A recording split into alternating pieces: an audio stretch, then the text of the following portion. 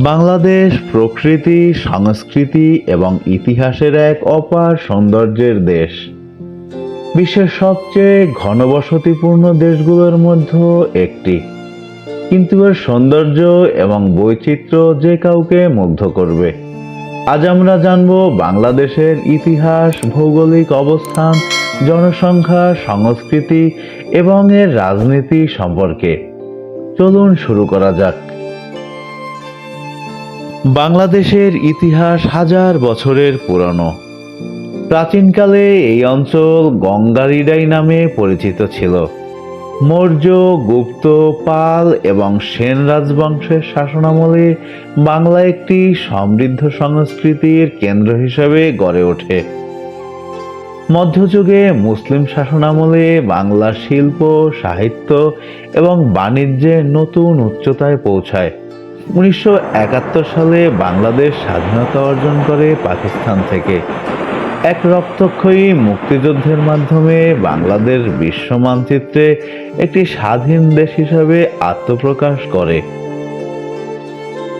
বাংলাদেশ দক্ষিণ এশিয়ার একটি দেশ, যার পশ্চিম ও উত্তরে ভারত, পূর্বে ভারত ও মায়ানমার এবং দক্ষিণে বঙ্গোপসাগর। দেশটির আয়তন প্রায় 1,47,570 বর্গ কিলোমিটার। বাংলাদেশ পৃথিবীর বৃহত্তম বদ্বীপ, যেখানে অসংখ্য নদী ও জলাধার রয়েছে। এখানকার প্রাকৃতিক সৌন্দর্য এবং উর্বর মাটি এটিকে সবুজের দেশ হিসেবে পরিচিত করেছে। বাংলাদেশ বিশ্বের সবচেয়ে ঘনবসতিপূর্ণ দেশগুলোর মধ্যে একটি। এখানে প্রায় 17 কোটি মানুষ বাস করে।